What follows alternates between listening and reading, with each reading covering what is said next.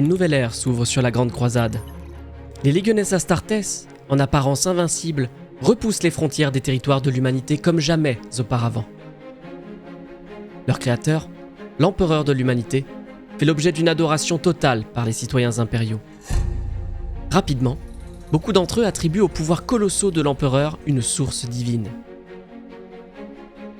Ils trouvent alors un écho à leur croyance naissante au sein du culte du Lectio Divinitatus, qui, parmi d'autres cultes moins influents qui naissent à cette période, affirme le caractère divin de l'empereur, en opposition directe avec les préceptes de la vérité impériale, qui prône le rationalisme, la science et la connaissance comme des vertus cardinales. L'empereur lui-même nie toute ascendance divine et condamne les cultes qui lui sont voués. Et cela ne fait que renforcer les croyances de ses membres, car pour eux, divinité rime avec humilité. Ces cultes se répandent alors comme un feu de paille à travers l'Imperium. Les Legiones Astartes seront également affectés par ces croyances, qui prendront racine au sein de certaines d'entre elles, tandis que d'autres changements verront également le jour en leur sein au gré de leur campagne de conquête.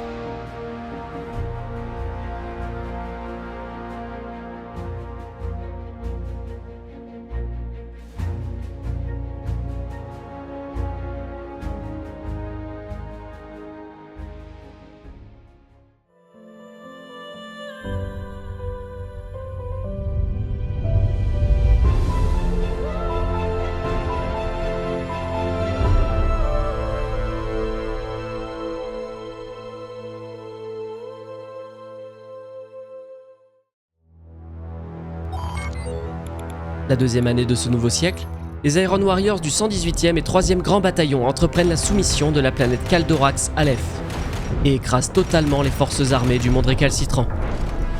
Les Iron Warriors, cependant, souffrent d'un taux d'attrition proche de 65%, dans une nouvelle campagne sanglante, difficile et ingrate, comme la Légion en a malgré elle pris l'habitude. À nouveau, l'Imperium ne louera pas la Légion pour son vaste sacrifice.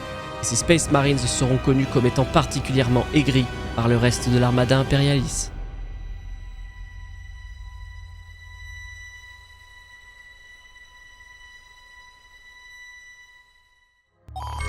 L'année suivante, dans le secteur impérial de Tranquillité, soumis des décennies plus tôt, la 3e Légion défend une série de portes cristallines entre les mains impériales.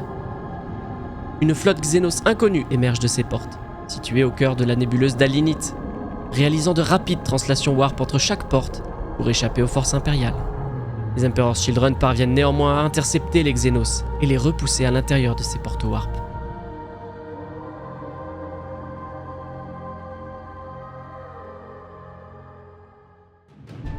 La même année, la Légion des Wordbearers conquiert la planète 4710, plus tard appelée Cour. Le peuple de Cour est exhorté par les chapelains des Wordbearers à bâtir une gigantesque et magnifique cité capitale, connue plus tard comme Monarchia, surnommée la cité parfaite par la Légion, qui y voit une démonstration de sa foi et dévotion envers le dieu empereur.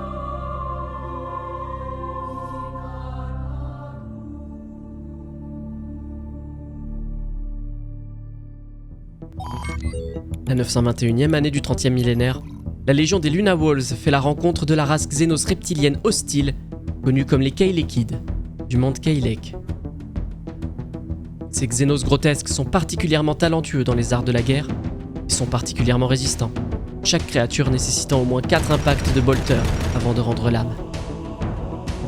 Horus, le primarque des Luna Wolves, s'attend alors à une guerre particulièrement longue et brutale. Toutefois, lorsque la 16e Légion pose le pied pour la première fois sur le monde des Keilekides, les aliens refusent de les affronter. En effet, les Xénos considèrent la guerre comme l'activité la plus abominable à laquelle une race consciente puisse se livrer, et l'encadrent donc de contrôles et restrictions drastiques. Il existe sur leur planète de larges bâtiments rectangulaires de plusieurs kilomètres de surface que les Astartes appelleront les boucheries. Ces bâtiments, présents toutes les centaines de kilomètres, sont dédiés au combat par les Keilekides, qui interdisent tout affrontement à l'extérieur de ces gigantesques lieux au toit plat. Ils y attendent les Luna Wolves afin de décider du cours de la guerre. Mais ceux-ci entreprennent de détruire ces structures, ainsi que les Xénos qui les y attendent.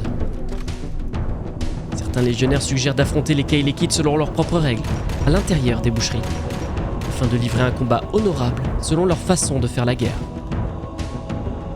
Horus s'y oppose, répliquant que les légions Space Marines ont leurs propres règles d'affrontement, que les Xénos ont décidé d'ignorer.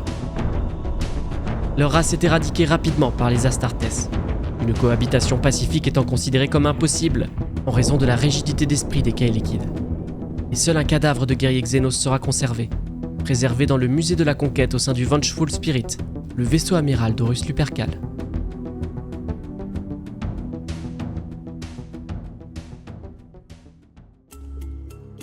La même année, le monde perdu de Corcosan, soumis à l'Imperium un siècle plus tôt, puis enveloppé de tempêtes warp, réapparaît au sein des vagues immatérielles de la nébuleuse Messier 16.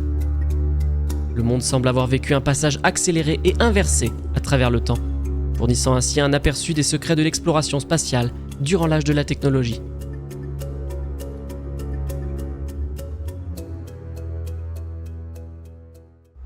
L'année suivante, la flotte Principia impérialiste de l'empereur en personne atteint la planète minière de Lycaeus. Elle y découvre un autre des fils perdus de l'empereur, Primarque Corvus Corax, élevé par des prisonniers sur la planète, dirigeant une rébellion qui le mènera à la tête de celle-ci, qu'il renomme Délivrance. Dès leur réunion, l'empereur et son fils se lancent dans une conversation secrète qui dure un jour et une nuit. À l'issue de cette discussion, Corvus Corax se lance seul à la conquête de la planète Kiavar, dont Délivrance est la lune, aux mains de Tech Guild et de leurs serviteurs mécaniques. Le Primarque parvient à convaincre les dirigeants des guildes de rejoindre pacifiquement l'Imperium. Kiavar et Délivrance réunis, elles rivaliseront avec certains mondes forges dans leur capacité de production de biens, d'armes et de munitions. Elles fourniront l'ensemble de ce matériel à Corvus Corax et à la 19e Légion Astartes dont il prendra ensuite le commandement et qu'il renommera la Ravengard.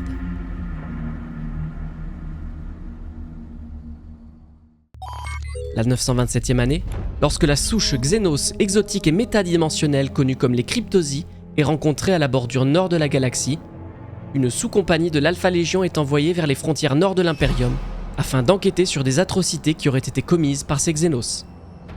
La campagne qui s'ensuit semble ne pas avoir été soumise pour archivage, en dépit de la perte de contact avec des colonies humaines de la région, résultant d'une activité Astartes.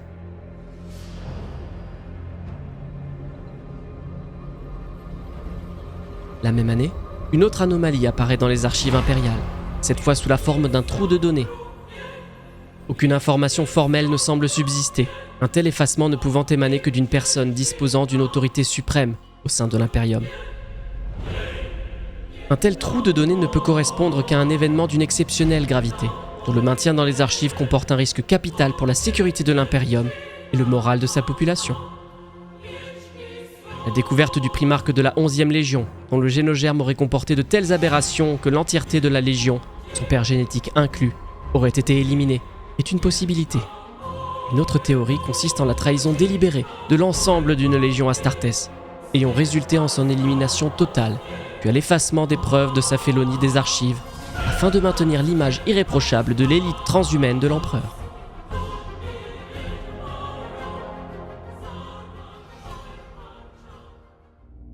La 933e année, les Iron Warriors du 33e Grand Bataillon mènent avec succès une campagne xénocidaire contre les Xénos connus comme les Tempora Ferox. L'éradication complète de la menace se traduit par 78% de pertes chez les Iron Warriors. Blasé et amer, le haut commandement de la Légion considère ces pertes comme acceptables.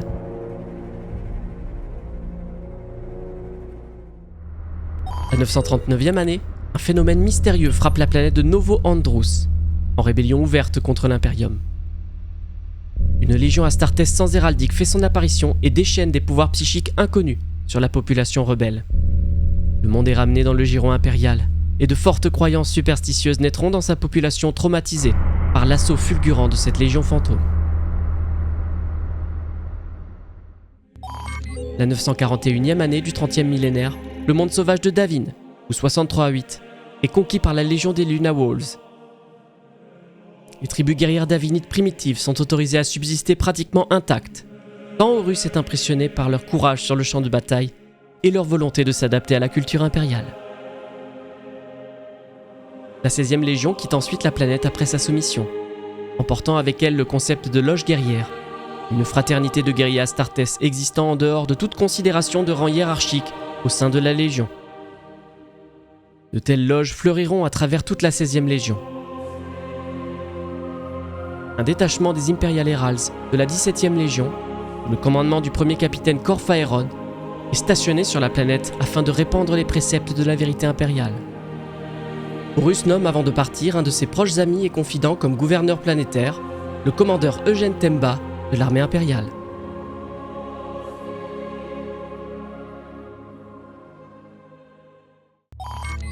La 942e année du 30e millénaire, le monde de Gethsemane est trouvé par les capitaines d'une flotte marchande impériale aux extrémités de l'amas du Cyclope. Sa découverte est accidentelle et survient après qu'un navire cargo impérial ait dévié de sa trajectoire après une tentative de translation warp entre les planètes de Mpandex et Zarnof. Gethsemane est un monde luxuriant, recouvert de forêts pluvieuses remplies d'une flore primitive et exempte de toute faune d'animaux multicellulaires. La planète est immédiatement catégorisée comme une localisation de choix pour la colonisation humaine. Et rapidement, des arches warp fourmillant de ruches humaines du Segmentum Solar procèdent à l'occupation du monde.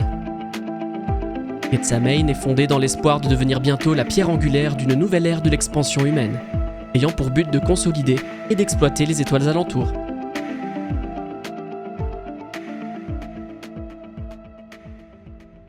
La 945e année du 30e millénaire, le monde humain de Saroche, initialement découvert par les White Scars et gouverné par une bureaucratie planétaire massive, apparaît enthousiaste à l'idée d'intégrer l'Imperium.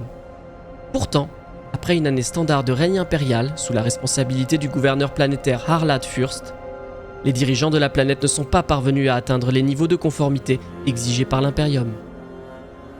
Ils expliquent à Fürst que la vaste bureaucratie planétaire rend tout changement particulièrement long et compliqué. Afin d'accélérer le processus d'intégration, les Dark Angels relèvent les White Scars dans l'accompagnement des administrateurs natifs, dans leur mission de mise en conformité impériale. Ce n'est que lorsque le leader Saroshi, connu comme le Haut Seigneur Exacteur, réalise une tentative d'assassinat sur le primarque des Dark Angels, à bord de son vaisseau amiral, l'Invincible Reason, en faisant usage d'un dispositif nucléaire caché, que la félonie des Saroshi est découverte. Leur bureaucratie n'est en réalité qu'une couverture pour un culte communiant avec des entités Xénos, une dimension alternative, très probablement issue du Warp. La tentative d'assassinat est déjouée par le plus fidèle conseiller de Lionel Johnson, Luther, ainsi que le maître archiviste Zahariel. Une campagne de destruction du culte Xénos est lancée, et celle-ci est courte et brutale. Rapidement, le monde de Saroche est soumis à l'autorité impériale. Plus tard, Luther, Zahariel, ainsi que de nombreux Space Marines sous leur commandement, seront sommés de retourner sur leur planète natale, Caliban, afin d'y superviser le recrutement et l'entraînement de nouveaux Space Marines de la Légion. Cette punition survient en réalité car Lionel Johnson s'aperçoit que Luther et Zahariel n'ont pas immédiatement révélé la supercherie Saroshi, alors qu'ils avaient découvert la bombe à bord du navire amiral.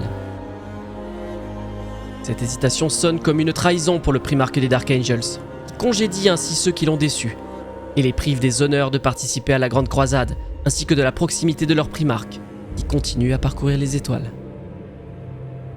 Luther et Zahariel ne se remettront jamais d'être ainsi désavoués par le lion.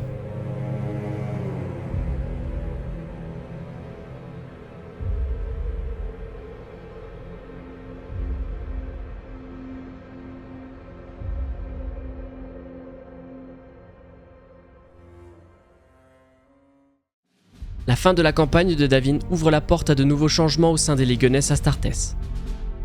Les loges guerrières se répandent au-delà de la 16e Légion, d'abord au sein de la 17e, et plus tard au sein de celle des Iron Warriors, de la Death Guard, des Emperor's Children et des World Eaters.